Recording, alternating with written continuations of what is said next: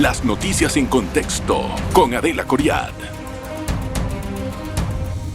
Me da muchísimo gusto saludarlos, bienvenidos. Hoy vamos a analizar en contexto un poquito más el tema de las relaciones de Nicaragua con Panamá, la situación del asilo del señor expresidente Ricardo Martinelli, candidato presidencial para las próximas elecciones generales, y la forma en que se debe de aplicar, en dado caso, la inhabilitación una vez que la condena esté en firme. Tengo entendido que hay algunos recursos que se están interponiendo ante la Corte o se interpusieron para poder terminar con todas las alternativas, por así decirlo, que tiene la defensa. Vamos a hablar acerca de este tema, analizar un poquito más qué es lo que establece la Constitución, el Código Electoral y el rol de las instancias que deben de ejercer control en este caso, con nuestro invitado, el abogado Marco Austin. Marco Austin es el presidente de la Asociación Panameña de Derecho Constitucional. Bienvenido. Gracias, muy buenas noches y gracias por la invitación. Bueno, don Marco, vamos a empezar por las relaciones entre ambos países. Panamá y Nicaragua han tenido una relación antes de este tema del asilo muy cordial. De hecho, pues podríamos decir que Nicaragua es el único país con Panamá en relación de comercio que nosotros tenemos superávit. O sea, exportamos más de lo que importamos, lo que significa que para nosotros como panameños es importante mantener las relaciones comerciales al menos con este país. Ahora, con la situación que ha ocurrido entre ambas partes, que Panamá ha negado el salvoconducto, ¿cuál puede ser el futuro? Muy buena pregunta. Panamá siempre ha tenido una historia cordial con Nicaragua desde hace muchos años. Panamá fue uno de los países que apoyó al actual presidente de Nicaragua, al régimen sandinista, cuando ellos derrocaron a la dictadura de los Somoza. Y siempre ha tenido, y en especial el PRD, que es el partido que está en gobierno, ha tenido una muy buena relación con los sandinistas. Ahora, con este problema del asilo del expresidente Martinelli, se ha desarrollado, o está en desarrollo, mejor dicho, una crisis diplomática que en mi concepto es una crisis diplomática de alto calibre. En base a la convención de asilo que Nicaragua ha alegado, que es la de 1933. Todos tienen ellos. Exactamente, 1933. Y la convención de asilo de Caracas de 1958, que Panamá es signataria y que ha sido ratificada por ambos países, por Panamá en especial. Ahora Nicaragua le da el asilo al expresidente Martinelli, alegando que la situación por la cual él tuvo que entrar a la embajada es por una persecución política y por la comisión de delitos políticos. Porque una de las cosas que la convención dice es que el Estado asilante, en este caso Nicaragua, es el que califica el hecho por el cual la persona entra a su territorio, porque la embajada, por la ficción jurídica que existe en base a la Convención de Viena de 1969, eso es territorio nicaragüense. A pesar de que está en territorio panameño. A pesar de que está en territorio panameño. Pero en realidad panameño gozan de inmunidad sí, de ciertas exactamente, cosas. Exactamente, en base a la Convención de Viena. Ellos lo que han hecho es solicitarle a Panamá que le dé salvoconducto al presidente Martinelli. Salvoconducto es hacer como una especie de excepción a que la persona salga del país con el beneplácito del país donde está la embajada, en este caso Panamá. Panamá alega, en base a la Convención de 1933 y la Convención de Caracas de 1958, que la conducta por la cual el presidente Martinelli fue sancionado, condenado y está ahora mismo en sentencia firme no es un delito político, sino que es un delito común. Y por ese caso, los delitos comunes no entran dentro del ámbito de aplicación de la convención, de estas convenciones, y por eso Panamá no le puede dar salvoconducto. Entonces, esa discordia ya está planteada, por así es. decirlo, es una contradicción de interpretación. ¿Qué prima? ¿Lo que dice el Estado asilante o lo que dice el Estado que reclama? No, el Estado asilante ha dicho, para mí este es un delito político, este señor está en mi territorio y él quiere ir a Managua. ¿Qué pasa ahora? O sea, ¿cuánto tiempo va a estar ahí? Bueno, Martínez? ahora... Si ya le negaron el salvoconducto. ¿Se puede Ahora, insistir? en este caso, Nicaragua puede insistir a través de notas diplomáticas, insistir a Panamá de que por favor denos el salvoconducto para que él salga, nosotros garantizamos su seguridad. Panamá va a decir que no, porque es un delito común y en este caso esto traería como consecuencia que cualquier persona que meta un delito común se asile en una embajada y en este caso la persona se pide salvoconducto para que salga. Eso viola la convención.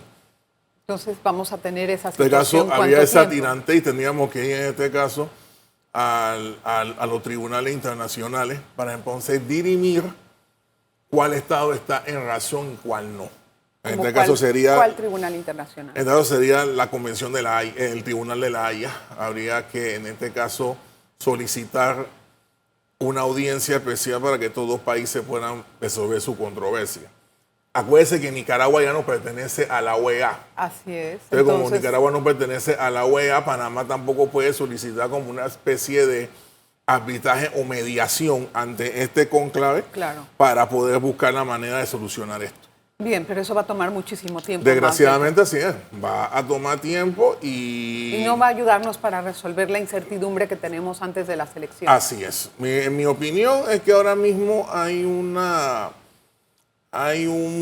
no sé si llamarlo vacío o hay una situación de tirantez que va a ocurrir en este tiempo.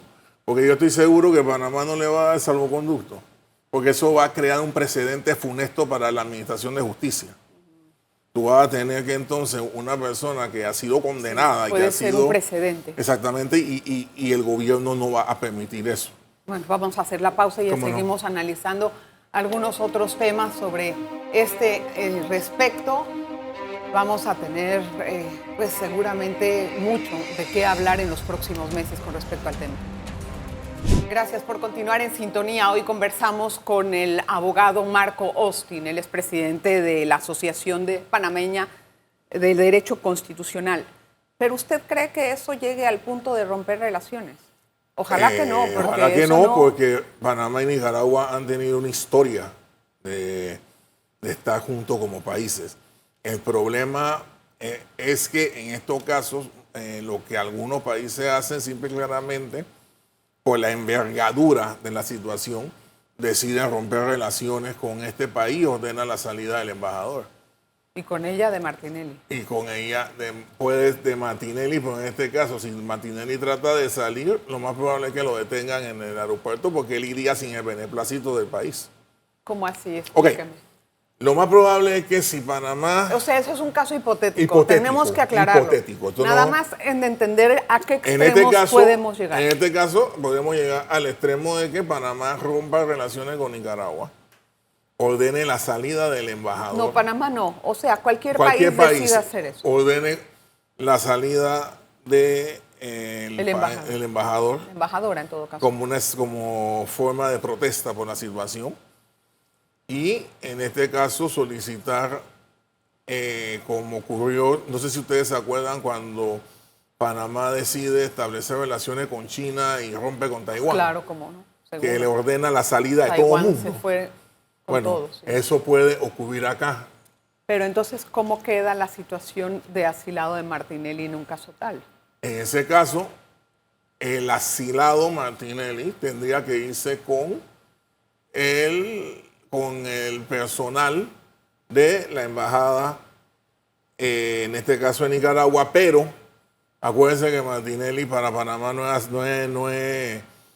es un delincuente común, entonces en ese caso ahí había que aplicar lo que dicen los convenios internacionales en ese extremo, ¿no? ¿Por qué se rompe el asilo cuando se tiene, ¿por qué se rompe esa protección de asilo? O sea, la protección no es que se rompa per se, sino que la relación con el país. Entonces, la relación que se tiene con Nicaragua ya se rompe y en este caso lo que se hace es que Panamá pide que un tercer estado sea el que maneje los intereses de Nicaragua. Y en ese caso pueden solicitar que este señor vaya a esa embajada y que esa embajada entonces determine. Todo eso se puede dar, porque han habido casos en que se ha dado en otras circunstancias. Lo único que yo honestamente creo que sí se va a dar una tirantez jurídica más grande y Dios quiera que no lleguemos a tener que romper relaciones. Eso es un escenario hipotético que estamos tratando de establecer. Porque ahora mismo la situación jurídica es, Martinelli es un asilado político y tiene esa condición. Basada en la respuesta que me acaba de dar, para evitar llegar tal vez a ese escenario extremo, ¿qué debe de hacer Panamá para no llegar a eso? Buena pregunta. Panamá lo que debe hacer es buscar, en este caso, la mediación de algún organismo internacional donde esté Nicaragua también y ver la manera de poder dilucidar esto sin tener que llegar a ese extremo. Exactamente. Ahora, o sea, en cuanto al asilo, a los convenios de asilo, usted que los conoce mejor que yo, el país que está, el país, por ejemplo, Panamá, ¿tiene la obligación de dar el salvoconducto según el convenio del asilo? En mi opinión no está obligado a darlo. En otras hipótesis dicen que sí. Bueno, yo te puedo hablar de lo que dice los convenios. Sí, ¿qué dice? El Estado asilante es el que califica la conducta, pero el Estado requirente, en este caso Panamá, es el que determina si ese asilo cabe en la interpretación que se da con respecto a salvoconducto. Entonces, porque básicamente lo que Panamá tiene que decir es si te vas o no te vas. Bien. Ya. ¿Cuándo queda la sentencia en firme del caso New Business? ¿Cuando metan la revisión de la no admisión? La revisión ¿Cuándo queda eso en firme? Ya la sentencia, mi concepto, está en firme porque el recurso de casación que fue negado era la último recurso que quedaba para poder suspender los efectos de la misma. Ya la sentencia se negó el recurso y en este caso entonces ya la Corte Suprema de Justicia envió al juzgado liquidador el expediente para que el juzgado liquidador tome la medida pertinente para efecto de su cumplimiento. El hecho de meter un recurso de revisión no suspende la ejecución de la sentencia. ¿Y entonces traslada el expediente a la Corte? No, ya la Corte lo trasladó al juzgado liquidador. ¿Y ahí se queda? Y ahí se queda, entonces el juzgado liquidador tiene que tomar la medida para que se cumpla la sentencia. En este caso, enviar los oficios respectivos y enviar entonces el expediente al sistema penal acusatorio. Eso que mucha gente no está diciendo lo que debe hacer, lo que se da. El expediente va al sistema penal acusatorio ante un juez de cumplimiento para que este juez determine en una audiencia con los 5 sentenciados, porque no solamente fue Martinelli, fueron 4 personas más. Los 5 sentenciados para ver a qué centro de cumplimiento, a qué centro penitenciario iría. Okay. La pregunta es, ¿este caso se hizo bajo el sistema mixto o el acusatorio? El mixto, pero para efecto de la ejecución ya la Corte ha dicho en varios fallos que tenía que irse al mixto para efecto de poder darse... ¿Al mixto o al perdón, al acusatorio. ¿Ellos deben de girar una boleta de captura? Sí, señora. Tienen que ¿Y a dónde lo van a ir a capturar? ¿A la embajada? Es que esa es la pregunta. O sea, ahora tienen que ¿Para qué emitir girar una boleta de captura? Quiero entender. Ok, la boleta de captura es para poder aprehender al condenado y llevarlo entonces al sistema penal acusatorio ante el juez respectivo para determinar a qué centro de reclusión va y si él cumple o ellos cumplen con los requerimientos para el centro de reclusión. Eso es como una alternativa que tiene Panamá para poder hacer cumplir la sentencia en dado caso de que él salga de la embajada, porque no encuentro otra forma. Ese es el punto. O sea, si sale de la embajada, automáticamente, si existe esa orden de captura, los policías están en la obligación de capturarlo y presentarlo. Entiendo. Vamos a hablar al regreso del proceso de inhabilitación para escarbar un poquito, conocer cuál debe de ser el proceso y entender las aparentes contradicciones que hay entre el Tribunal Electoral y la Fiscalía sobre el proceso que debe de mediar en esta situación. ¿Cómo no? Lo hacemos regresando de la pausa, no se vaya. En breve regresamos con En Contexto. Hoy analizamos muchos temas con respecto al proceso, no tanto electoral, sino también la situación de asilo que encierra todo este procedimiento para llegar al 5 de mayo. Y hay incertidumbre, hay un poco de contradicción en las interpretaciones. Así es. De cómo se empieza este proceso de inhabilitación. Voy a decirle que yo me pasé revisando un poquito el código, no soy experta en el tema, el código electoral, y me pude percatar que así es el procedimiento, ¿no? Que va primero a un juzgado administrativo y después se apela y llega después al tribunal de los magistrados. Eso es lo que dice el código. Y entonces lo que yo entiendo que está pasando es que el magistrado está haciendo caso a lo que le dicta su código. Sin embargo, la Fiscalía Electoral dice, no, yo no tengo por qué meter ningún tipo de demanda porque está tácito. En el artículo 180 de la Constitución dice que el señor no puede ser candidato porque está condenado a más de 5 años. ¿Qué pasa ahora con estas posiciones distintas? Yo opino igual que el fiscal electoral. La inhabilitación, en mi concepto, opera de pleno derecho. Al momento que se dio la sentencia, se queda ejecutoriada, la sentencia De lo que hablamos. del órgano judicial. Ya el mismo tribunal sacó un comunicado antes de estos días de asueto, sacó un comunicado diciendo que cuando le llegue copia autenticada de la sentencia en firme, van a proceder lo más rápido posible para poder hacer cumplir la Constitución. Pero siguiendo los pasos que dicta el código. Debería ser así. Yo opino que no, porque en este caso, a través de una resolución administrativa, el propio tribunal lo puede hacer. Pero si quieren cumplir con lo que dice su procedimiento, lo pueden hacer. El problema es que el procedimiento no puede ir en contra de lo que dice la Constitución. Y la Constitución es clara en el 180. Hay otra cosa importante. ¿Cómo va a notificar el Tribunal Electoral? Exactamente. ¿Cómo lo va a notificar? Exactamente. Entonces, por esa razón, yo soy de la tesis que el Tribunal Electoral puede, los magistrados en sala de acuerdos, puede en este caso tomar la decisión que en base, claro, cuando le llegue a ellos copia autenticada de la sentencia, porque ellos no lo pueden hacer de oficio. En este caso, cuando llegue copia autenticada de la sentencia en sala de acuerdo, los magistrados pueden tomar esa decisión.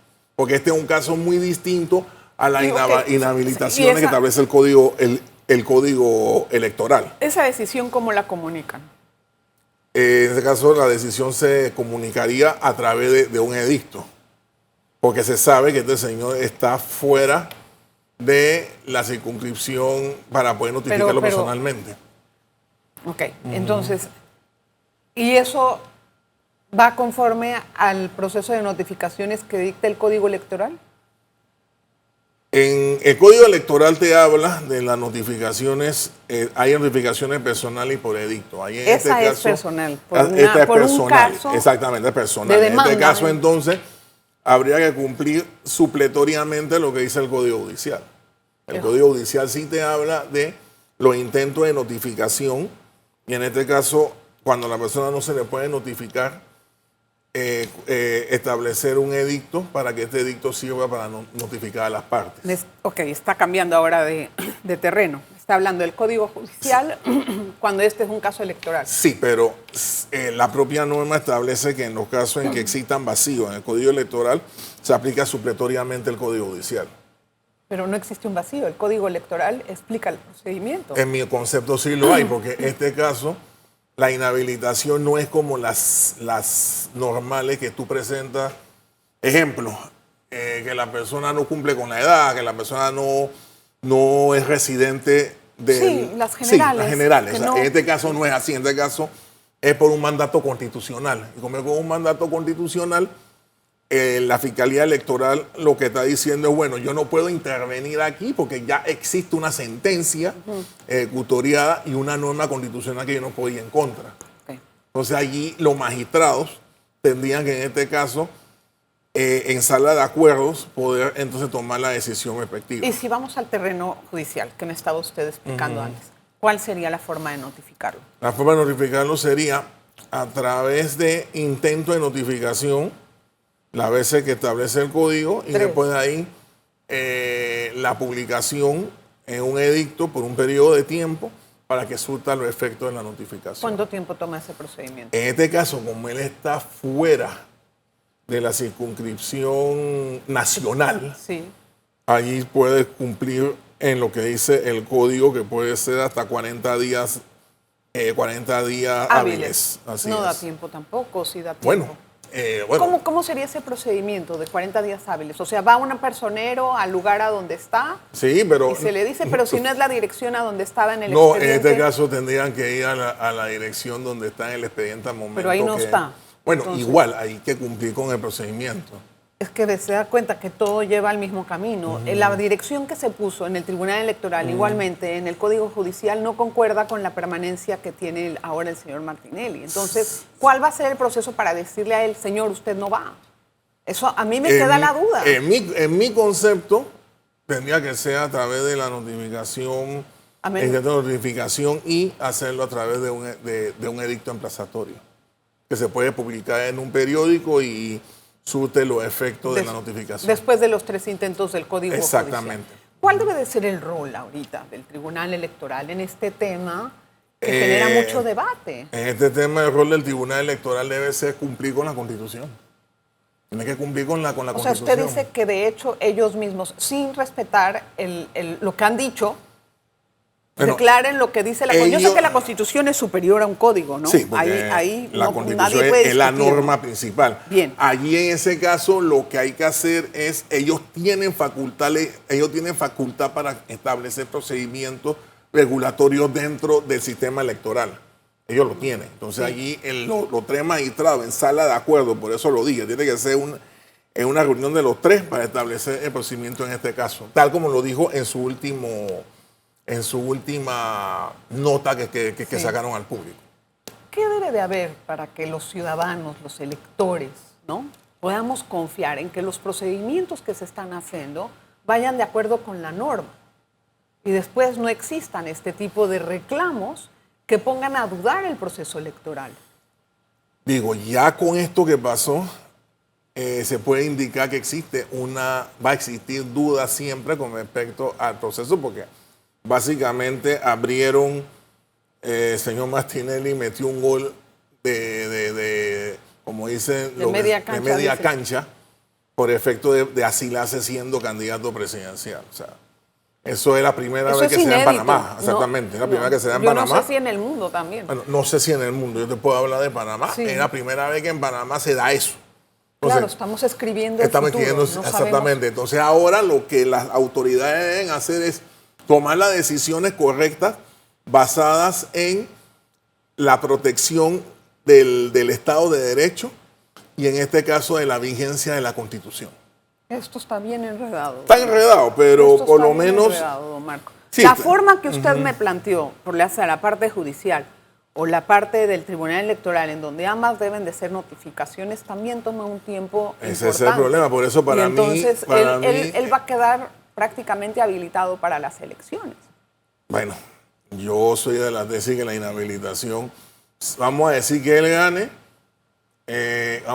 gane, no va a poder asumir la presidencia porque ya él tiene un elemento que declara su elección nula. Se indulta. No. Mi ¿Quién? opinión es que él no puede juramentar la presidencia en caso tal que gane porque él tiene un impedimento constitucional. constitucional de pleno derecho. Entonces, por esa razón, cualquiera puede presentar una impugnación a la elección. entrega de credenciales. En caso tal, puede presentar una impugnación. Qué lío. Exactamente. tenemos. Qué lío, don Marco. exactamente. Tenemos que tener muy claro el panorama para evitar problemas después. Gracias, don Marco, por De su nada, explicación. de nada, espero es que interesante haya- escuchar la posición de los constitucionalistas en este caso, ¿no? Mira, el Usted, problema con gracias. esto, y disculpe que tome un poquito más de tiempo, el problema con esto es lo que comenzó mal, termina mal. Vamos a ver. Ojalá que acabe bien. Gracias por su audiencia. Nos vemos en la próxima. Las noticias en contexto con Adela Coriad.